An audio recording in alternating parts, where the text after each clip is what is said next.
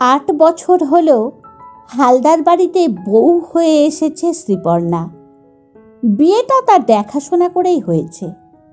অনুজা দেবী নিজে এসে পছন্দ করে গিয়েছিলেন শ্রীপর্ণাকে।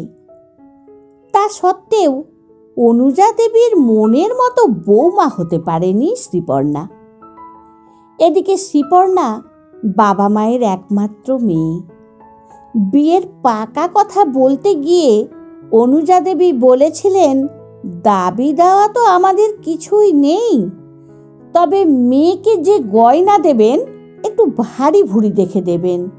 আমাদের হালদার বাড়ির বউ হয়ে যাচ্ছে, লোকে দেখে যেন না বলে জিনিসটা খারাপ হয়েছে। শ্রীপর্ণার বাবা জয়শীষ বাবু নিজের সাধ্য মতো মেয়েকে সাজিয়ে দিয়েছেন, কিন্তু সেসব গয়না শ্রীপর্ণার শাশুড়ি অর্থাৎ অনুজা দেবীর পছন্দ হয়নি। বিয়ের পর থেকেই গয়না নিয়ে কম কথা শোনায়নি শ্রীপর্ণাকে। শ্রীপর্ণা শান্ত স্বভাবের মেয়ে। শাশুড়ি 10টা কথা বললেও শ্রীপর্ণা সেভাবে কিছুই বলতো না। তবে চুপচাপ সব কিছু মেনে নিলে তাতে সুবিধা কিছু হয় না, তাতে দোষ না করেও আসামি সাজতে হয়। তা সত্ত্বেও কখনো কখনো মনে হয় সব কথার জবাব দিতে নেই। জবাব না দেওয়াটাই এক প্রকার জবাব। বিয়ের পর থেকে 8 বছর কেটে গেছে। অনুজা দেবীর কোনো পরিবর্তন নেই। ভুল ত্রুটি যাই হোক বা না হোক, দুটো কথা শোনাতেই হবে। আসলে কিছু মানুষের স্বভাবটাই এমন, ভালোটাকে কিছুতেই স্বীকার করবে না। যেমন করেই হোক সামনের মানুষটিকে দোষী করে তুলতে পারলেই শান্তি পান। যেমন ধরুন, শ্রীপর্ণা আজ একটি রান্না খুব সুন্দর করেছে, তা সত্ত্বেও খুঁত একটা বের করতেই হবে। আর যদি খারাপ হয় তাহলে তো দেখে কি, বাজে কথা বলতে কেউ ছাড়বে না। প্রথম প্রথম খারাপ লাগলেও এখন আর কিছু মনে করে না শ্রীপর্ণা। অভিযোগ আর দোষ শুনতে শুনতে মানুষ একটা সময় অভিযোগকারীকে কোনো গুরুত্ব দেয় না আর। ব্যাপারটা গা সওয়া হয়ে গেলে যা হয় আর কি। শ্রীপর্ণা শুধু শাশুড়িকে এখন একটাই কথা বলে, আপনি আমাকে যে কত কথা শোনান, বাজে কথা বলেন, এগুলো আমার ছেলের সামনে শুধু বলবেন না। ও তো ছোট, এই সব কথাবার্তা ওর সামনে না বলাই ভালো। ছোট মনে এগুলো প্রভাব ফেলতে পারে। শ্রীপর্ণার কথায় অনুজা দেবী কোনো কর্ণপাতই করেননি।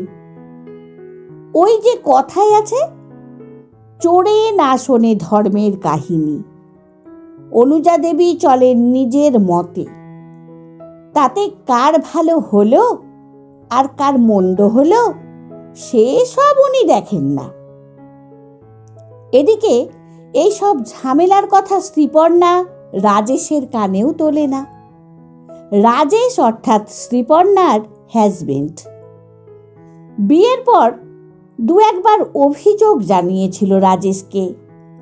তার উত্তরে রাজেশ বলেছিল, তোমাদের এই মেয়েলি কুটকাচালি আমাকে একদম শোনাবে না। নিজেরা ঝগড়া করলে নিজেরাই মিটিয়ে নিও। তুমি কিংবা মা আমাকে কারো নামেই নালিশ করতে এসো না। মাঝখানে পড়ে আমি ওই শাঁখের করাত হতে চাই না। অফিস থেকে বাড়ি ফিরলেই মা অভিযোগ করবে তোমাকে নিয়ে, তুমি অভিযোগ করবে মাকে নিয়ে। আমিও তো একটা মানুষ, ঝামেলা করলে নিজেরাই মেটাবে। তারপর থেকে শ্রীপর্ণা এসব ব্যাপারে কোনো কথাই রাজেশের কানে তুলত না। সেদিন ঘটল একটা ঘটনা। ছুটির দিন বলে রাজেশ বাড়িতেই ছিল। রাজেশ তখন ঘুমোচ্ছিল। অফিস না থাকলে একটু দেরিতেই ঘুম থেকে ওঠে রাজেশ। তো সাত সকালেই অনুজা দেবীর সাথে এক প্রতিবেশীর ঝামেলা বেঁধেছে। ঝামেলা মানে সে ধুমধুমার ঝগড়া, সামান্য একটু জায়গা নিয়ে দীর্ঘদিনের অশান্তি। বিয়ের পর থেকে শ্রীপর্ণা দেখে এসেছে প্রতিবেশী কাকু কাকিমার সাথে সেরকম কোনো সদ্ভাব নেই। শ্রীপর্ণা তবুও প্রতিবেশী কাকিমার সাথে কথা বলে টুকটাক, সেটা আবার অনুজা দেবী পছন্দ করেন না।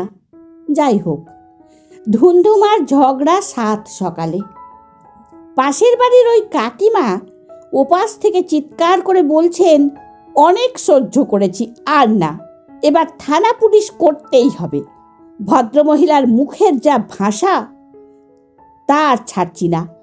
পুলিশ আসুক, এর একটা শেষ দেখে ছাড়ব। শ্রীপর্ণার 7 বছরের ছেলে তখন চিৎকার করে বলছে, পুলিশকে তাড়াতাড়ি ডেকে নিয়ে এসো, নিয়ে যাক আমার ঠাম্মাকে। অসভ্য মেয়ে একটা, ছোট লোক বাড়ির মেয়ে, ফালতু মেয়ে, বাবা মা কিছুই শেখায়নি একে, বাড়ি থেকে বের করে নিয়ে যাও একে। ঝগড়ার তাণ্ডবে ততক্ষণে ঘুমের 12টা বেজেছে রাজেশের।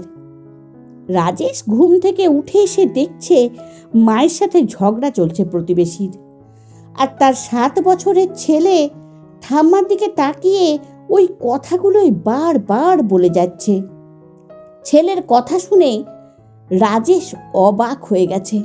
অনুজা দেবী তখন ছেলেকে সামনে দেখতে পেয়ে বলে ওঠে, রাজু, একবার দেখ বাবা, নিজের কানে শুনলি তো? শত্রু শুধু বাইরেই নয়, শত্রু ঘরেও আছে। বাইরের লোককে আর দোষ দিই কি করে? ওইটুকু ছেলেকেও কেমন শিখিয়েছে দেখ।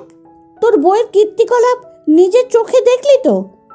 সেই মুহূর্তে ঝগড়া সামাল দিয়ে রাজেশ ছেলেকে বাড়ির ভেতরে নিয়ে চলে আসে, সঙ্গে মাকেও। অনুজা দেবী গজ গজ করতে করতে বলেন, একটা বিহিত আজ করতেই হবে তোকে। আমার শত্রুর সামনে ওইটুকু ছেলেকে শিখিয়ে দিয়েছে তোর বউ, তা না হলে ওইটুকু বাচ্চা এমন কথা বলে? শ্রীপর্ণা তখন পাশেই দাঁড়িয়েছিল। রাজেশ প্রতিবাদ করে ওঠে অনুজা দেবীর কথায়, বলে, আমি তো শ্রীপর্ণাকে চিনি, ও অন্তত এই কথাগুলো ছেলেকে শেখাবে না। তাহলে ওইটুকু ছেলে এসব কি করে বলল? নিশ্চয়ই শিখিয়েছে। মা, তুমি শান্ত হও, আমি দেখছি বিষয়টা। ও তো বাচ্চা, ওকে বুঝিয়ে বললে ও কথা শুনবে। রাজেশ ছেলেকে পাশে বসিয়ে অনুজা দেবীর উপস্থিতিতেই জিজ্ঞাসা করে, বাবু, তুমি ঠাম্মাকে আজ কত খারাপ কথা বললে বলো তো? এসব বাজে কথা তুমি কোথা থেকে শিখলে? শিশু মন সহজ সরল হয়, তার মধ্যে তো পাপ তাপ নেই। অকপটে বলে ওঠে, ঠাম্মাই তো আমার মাকে বলে অসভ্য মেয়ে, ছোট লোক মেয়ে, ফালতু মেয়ে, বাবা মা কিছুই শেখায়নি তোমাকে।